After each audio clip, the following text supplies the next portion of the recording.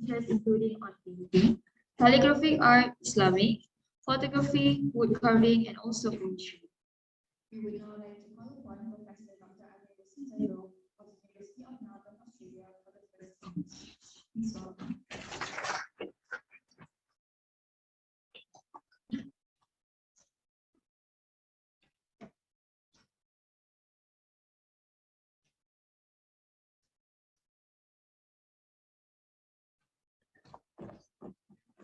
Is there any way I could also use my own laptop because I cannot?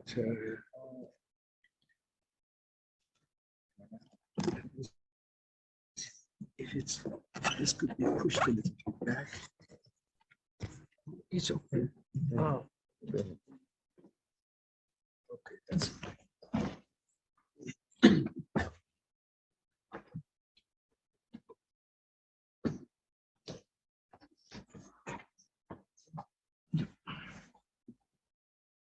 Well, assalamu alaikum and good morning. Can everyone hear me well? Okay.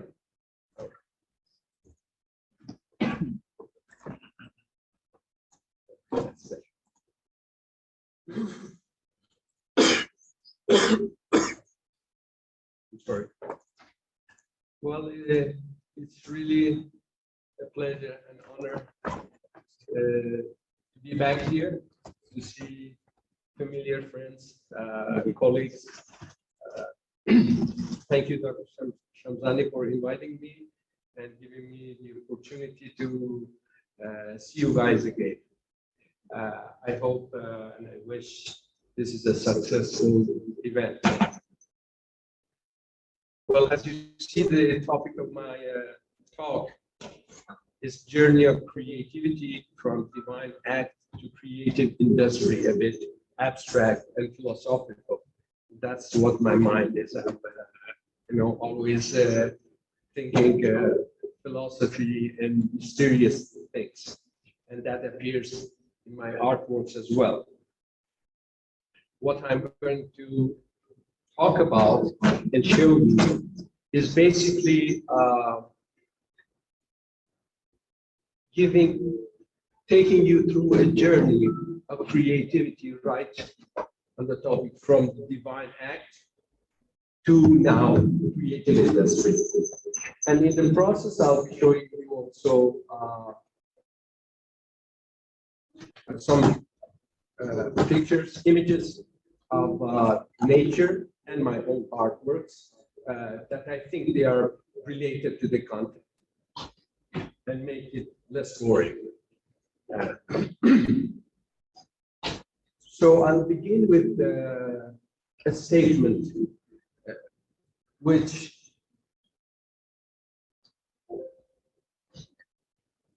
I try to read it so that you follow. I've mentioned that arts and artists are cures for economic diseases. I do believe that sincerely.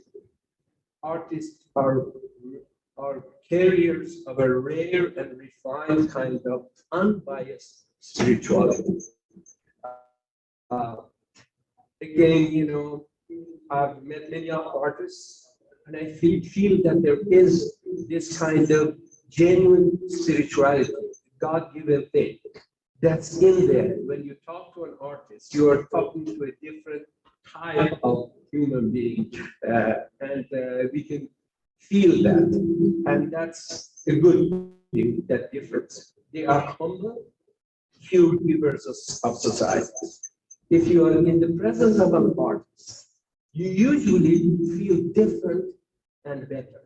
Artists are not normal. I don't mean they are abnormal, because normal is not necessarily healthy.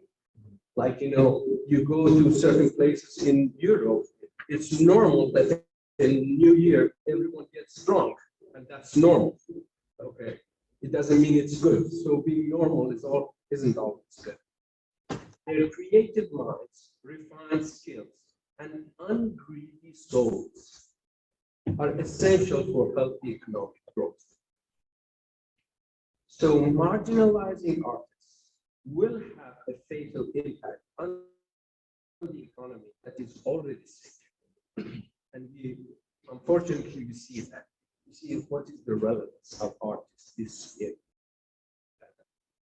time? Next, please. And about creativity. Creativity is a distinct aspect of all forms of art.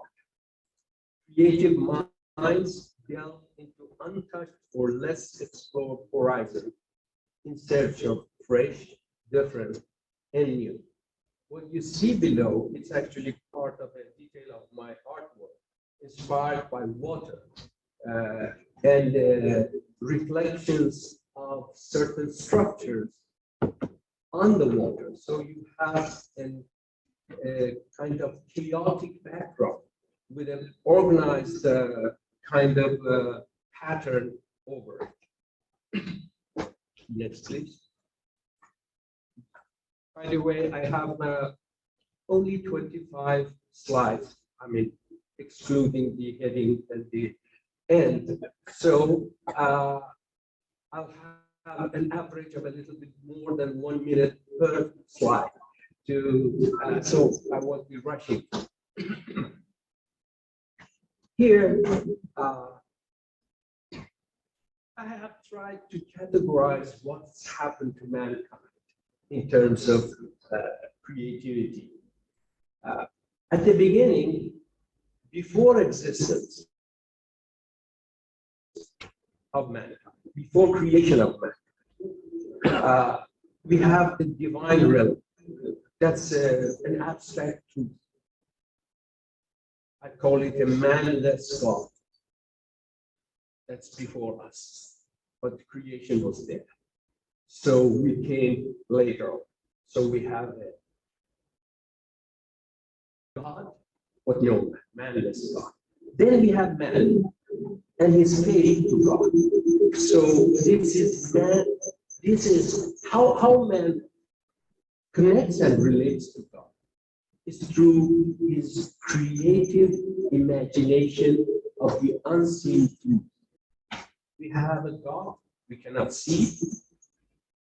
So we use our creative imagination and through the revelations that have come to us to imagine that realm. And that's called faith.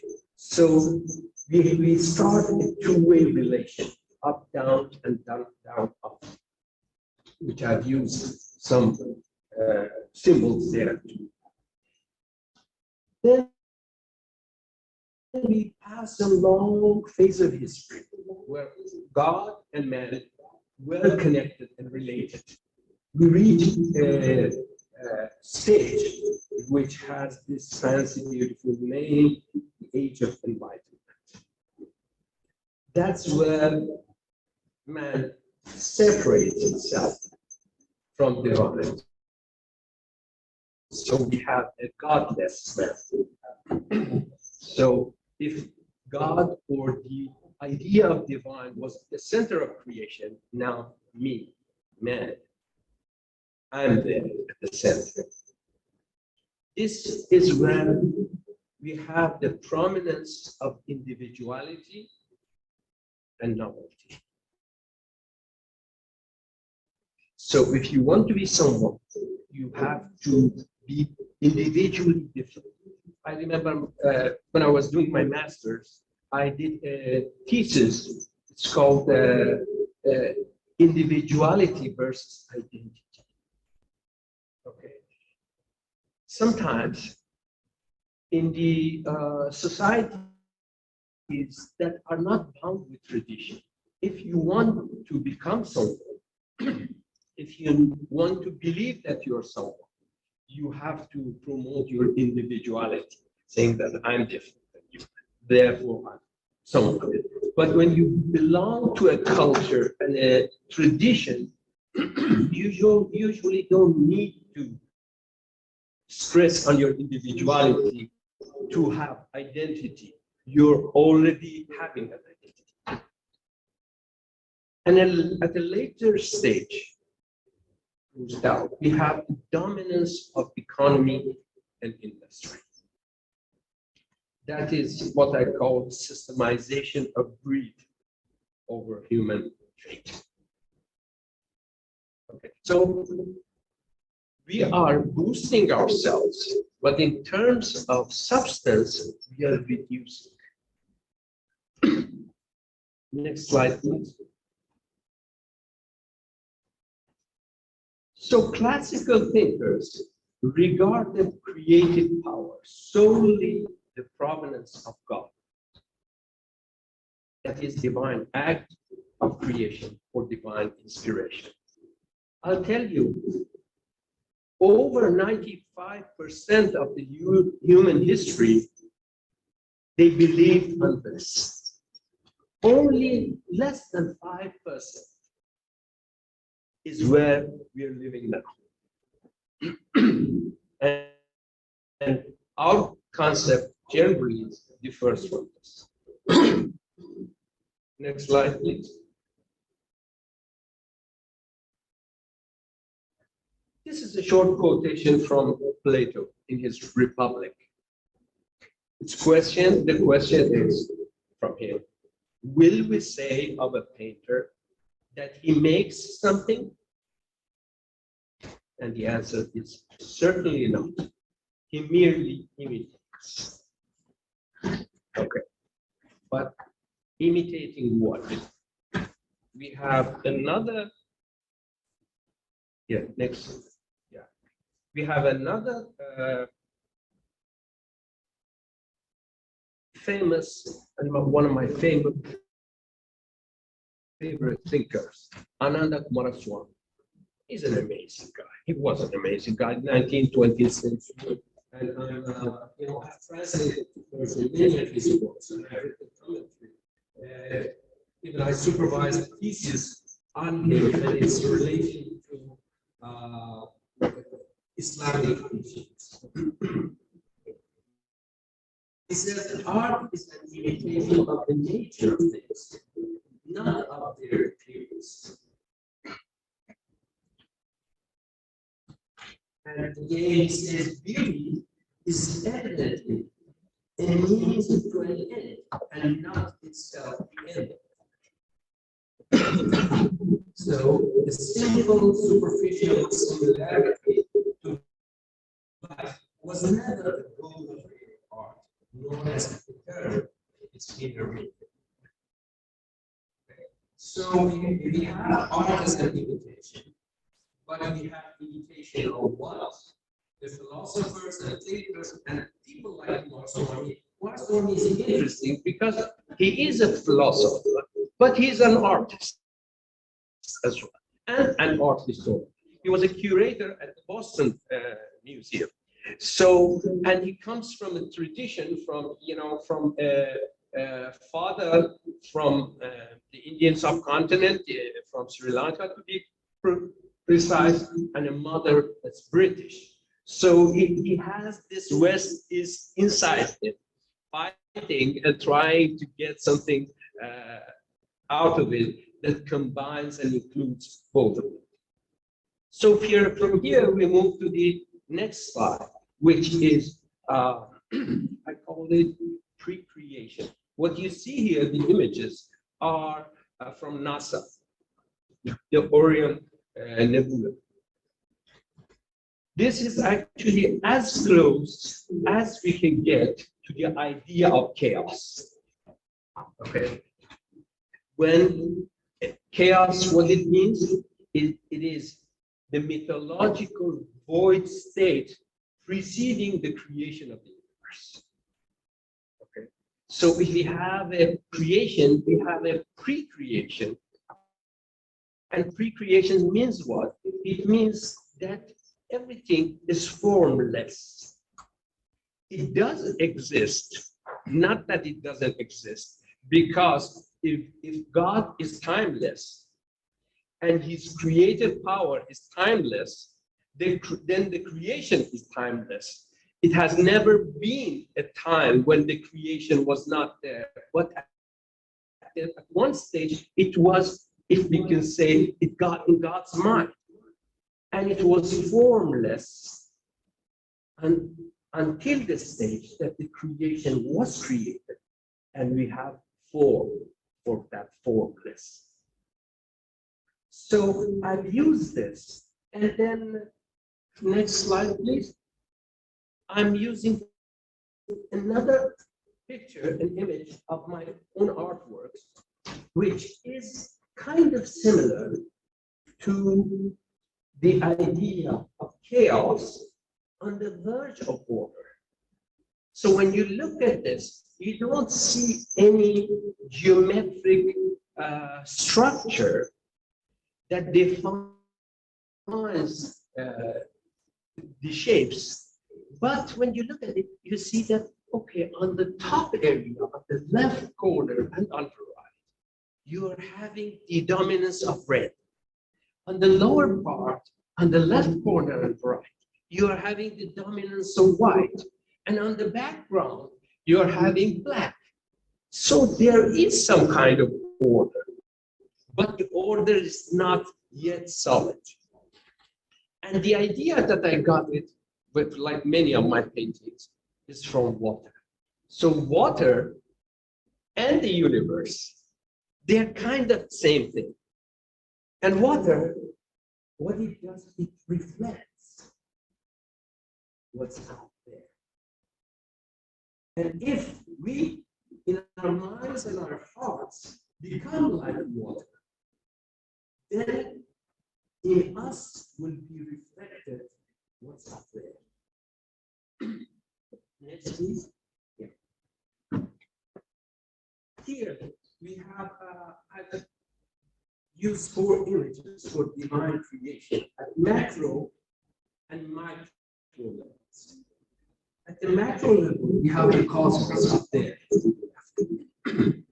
The rest is the same thing echoed at micro level in the form of fractals. And many of you know what fractals are.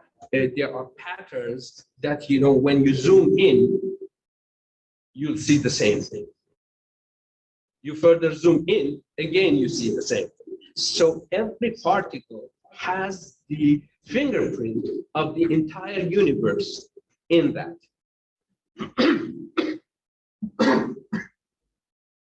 Next slide, please. And in this painting of mine, which is one of my favorites I've done in the past few years, and it's still unfinished, and I've been working on it for over 2 years now, but it will go on. And don't be shocked when I say 2 years now, because I have works that started on 2003 and I finished it 2019, and that's, you know, normal for me because I work on few paintings at the same time. Like, you know, you engage with your friends, you have many friends, but sometimes you spend time more with him and her, and the other ones are less. So paintings are like that for me. Sometimes they don't talk to me, so I won't communicate with them. When they start communicating, I'll go back. Okay. So this one, I call it, you know, it's what, please read in cosmic chaotic order, I call it.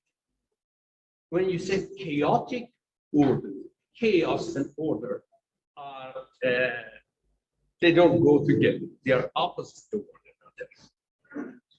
And in brackets, I put self-portrait. It's another name for the painting. What is self-portrait? In painting, it's usually when you paint yourself, it's called self-portrait. And I think it is. And I tell you why. First, chaotic order house. You look at the left, that is a detail of that. You see straight lines, but it's basically a chaos. Because in a detail, you don't see the bigger plan. But when you look at the right-hand side, you see a perfect symmetry. But that perfect symmetry is in the structure, not in the details. That means the left-hand corner, upper left-hand corner, does not resemble the upper right-hand corner. So you have a very symmetrical structure, but in details, you know. And why self-portrait? Okay. Who's the best? Who's the person that we know best? Ourselves. But I'm telling you that when I look at myself, I realize things that I don't know. In fact, most of the things about myself, I don't know. So I know there is an order.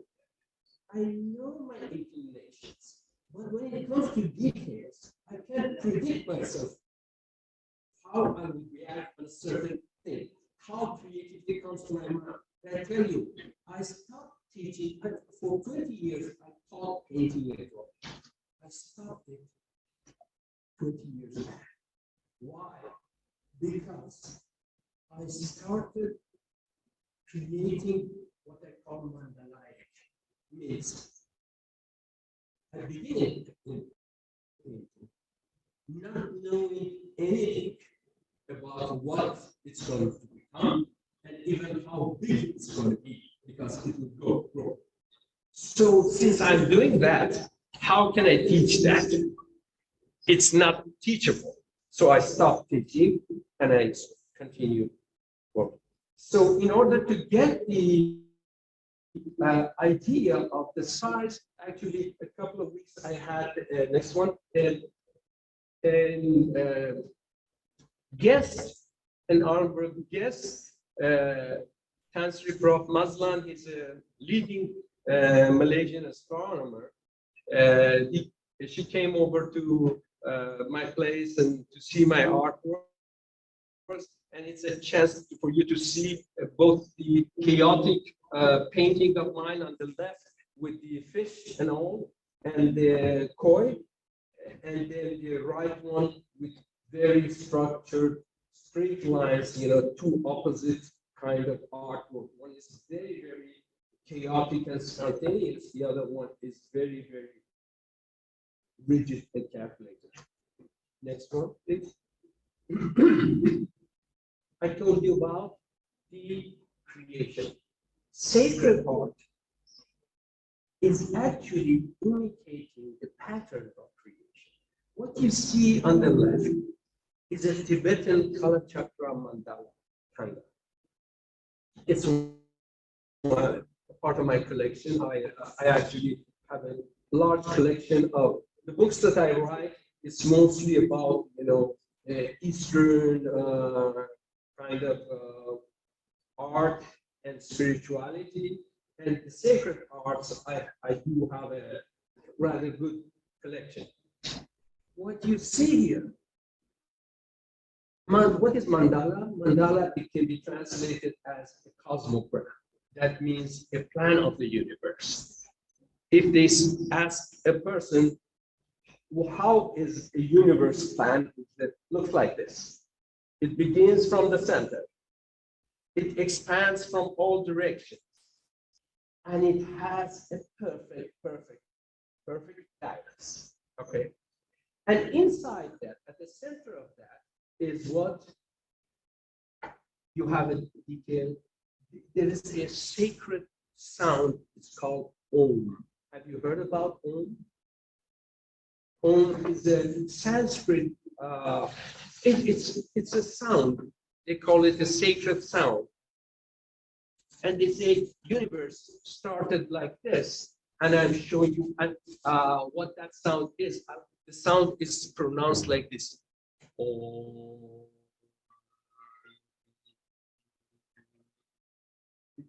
Resonating from outside. And I brought you this. Okay. What is this? Well, that's something, yeah. You can listen to it.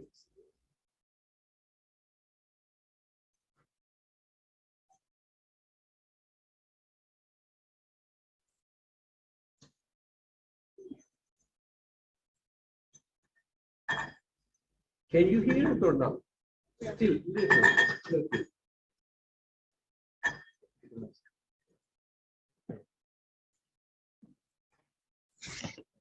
What? Yeah, this one. Okay.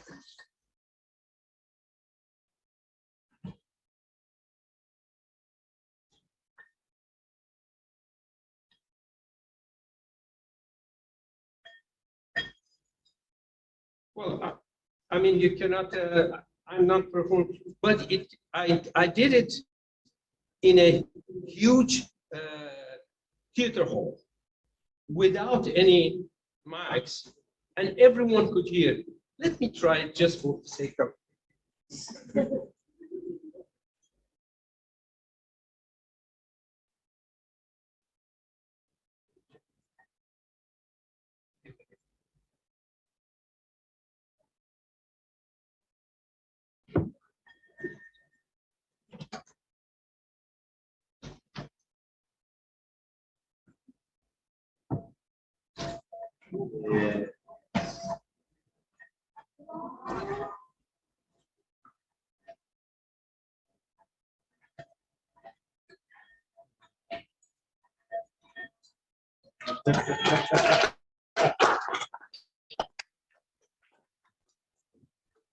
Okay. So this is how creation is from nothing, from a. And how does it work? It's actually there are sounds there on each point.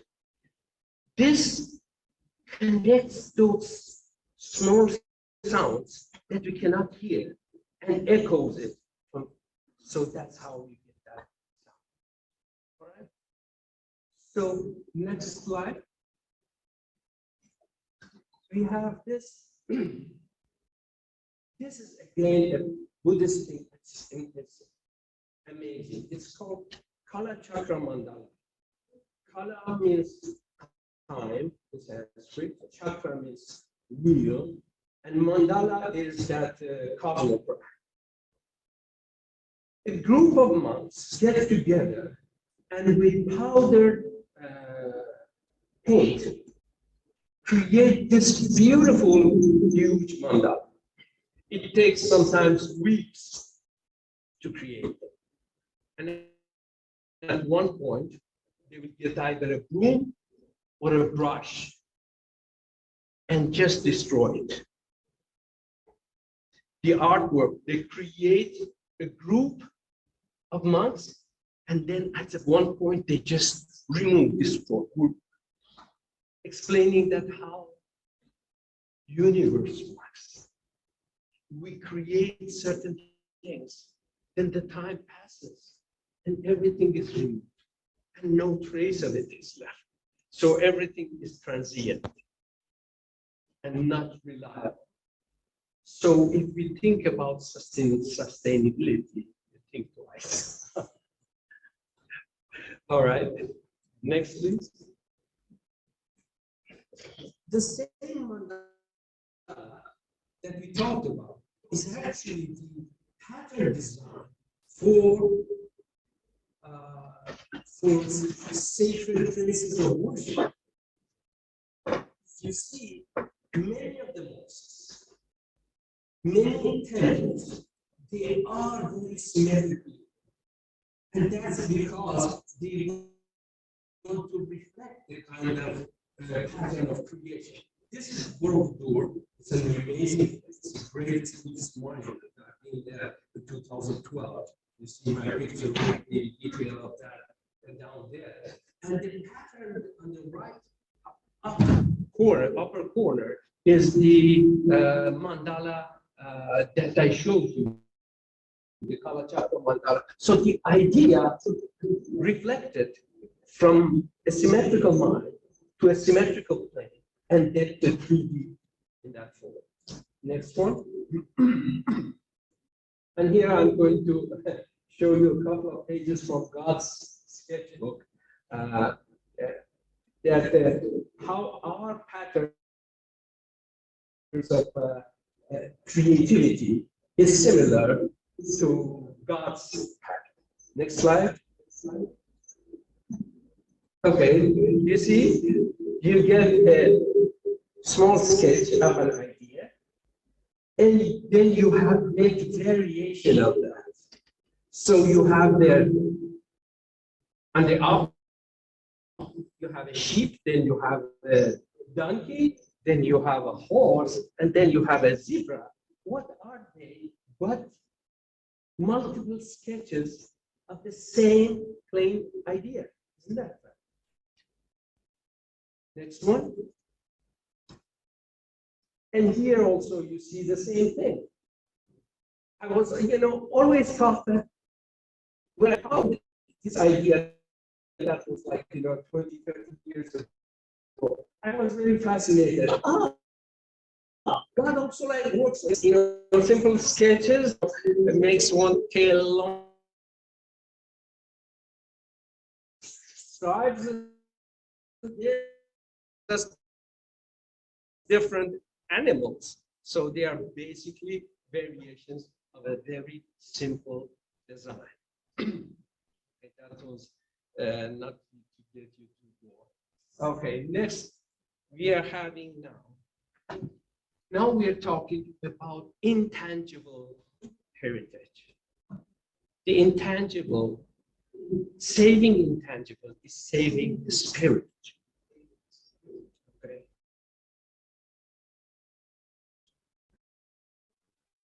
Songs, we have certain rituals that we do, and all of these are called intangible. Those are the spirit of the tangible ones. Okay, like you have a mosque.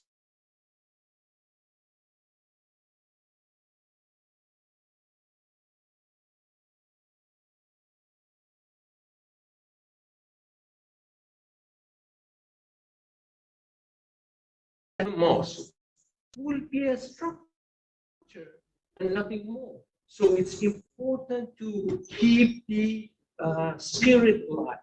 So in the pictures, I've tried to give kind of stress on the shadow. What you see on the right is the shadow of that branch on that pot. Next. This is, you see, 90% of this work is illusion. It's a photograph of a pond. So the structure that you see down there is actually the reflection of what you see, what exists up there. And in most cases, I realized the reflection is more beautiful than the reality. Okay? Because it has potential. Because if you have ripples, then the rigid monument starts dancing on the water. Next one. So we go back a little bit to our almost time now. Okay. So no one is getting this. All right. I think I'm over my presentation. We talk about creativity and progress. During the 19th and 20th centuries, creativity was almost exclusive to the arena of art and literature. In the 21st century, the momentum picked up and extended to other areas of all human activity.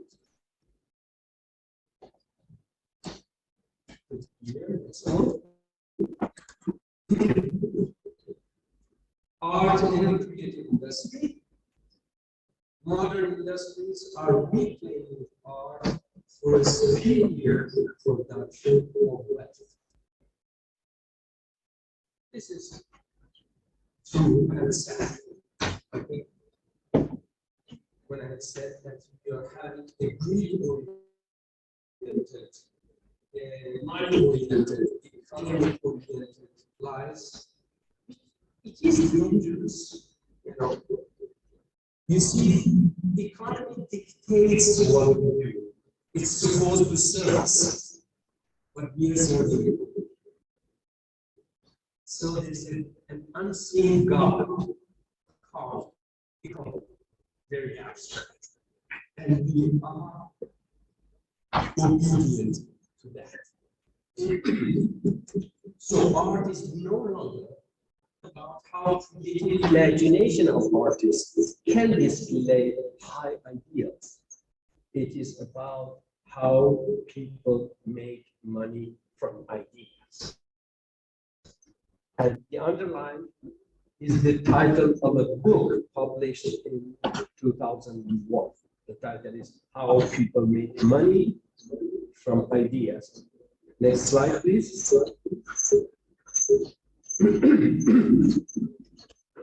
There is another book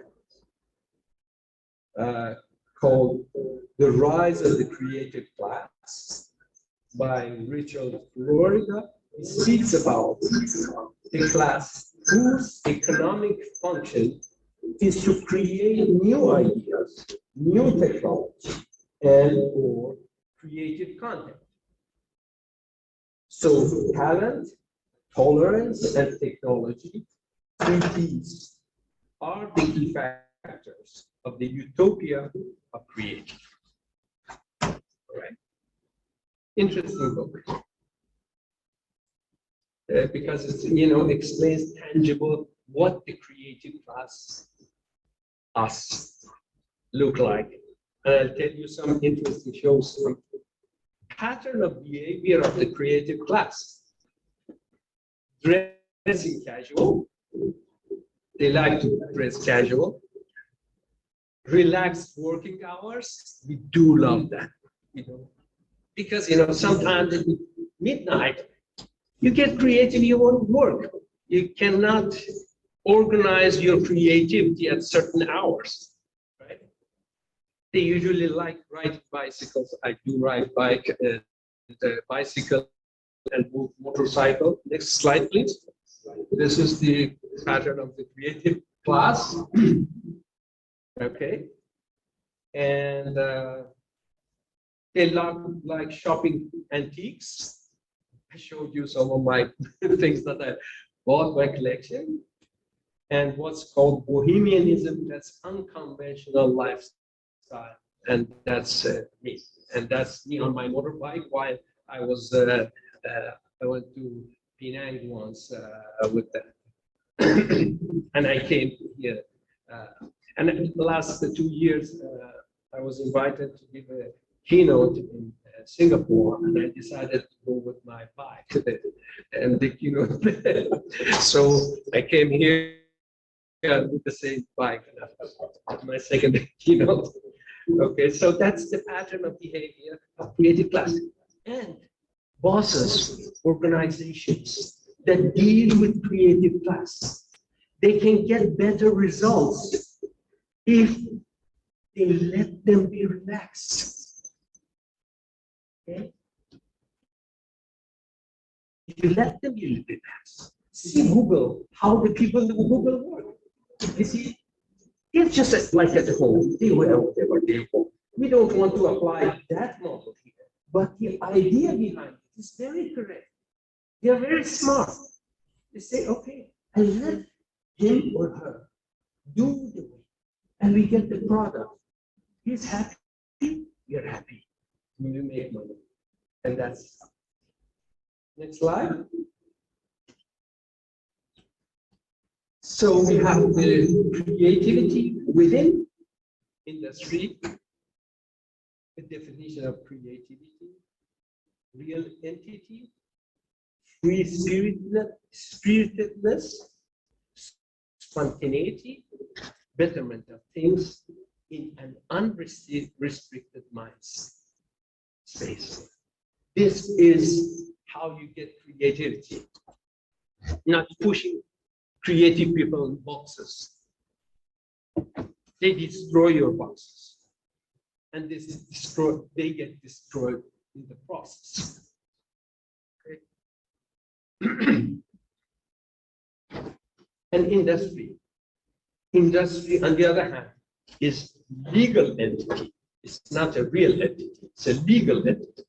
Rigid environment, tight discipline, aimed at capital growth. You cannot apply one to the other. It simply doesn't work.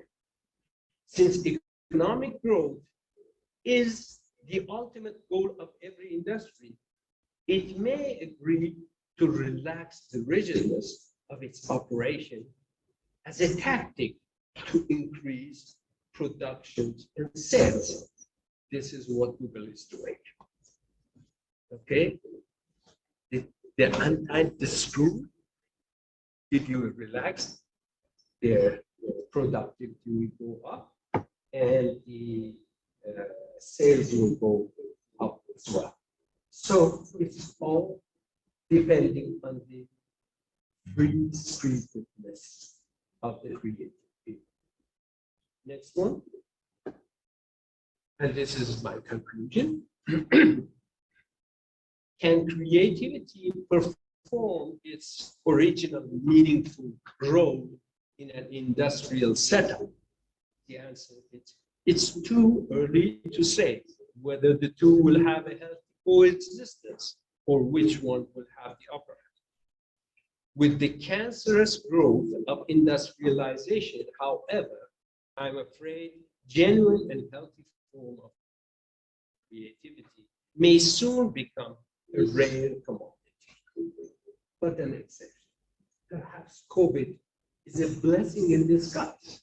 When COVID came, it was a great blessing if you see it from outside, leave aside, the deaths, etc. I thought that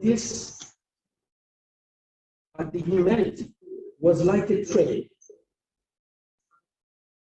or like few trains, parallelly competing to increase the pace and speed with one another. And in a distance was a cliff.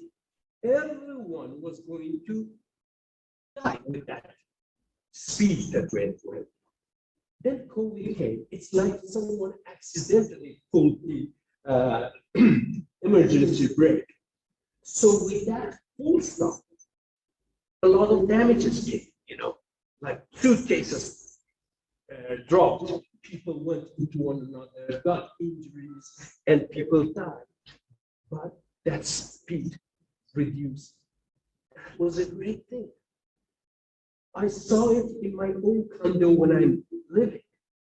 After that, I've been living in the same condo for 20 years. I didn't know my neighbors because my life was elsewhere. I buy my items from grocery stores, etc. Then they started working together. Someone will say, okay, I can provide bread, sunny with such and such price, better than hypermarket. So everyone started listing them. The other one will say, I'm making cakes. People started buying from our own condo production. And we developed friendship because of COVID, because we didn't want to go outside. And it made economically sense because a good quality bread that I buy 12 ringgits outside, I was given for 7.50. And I just walked to the place next door and said, hi, Judy, can I have the pay and you build relationships? And now, if someone is missing something in his home or her home, they just put in the group, WhatsApp group, that, I've run out of this. Does someone have extra eggs? I need it. And immediately people offer.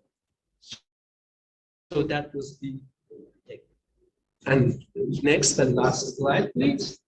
This is a thank you. And there on the right, I'm working on one of my artworks. Left one is another artwork, which is photography. It looks upside down, but it's not upside down. It's actually reflection in a pond. And with that, thank you very much for your time.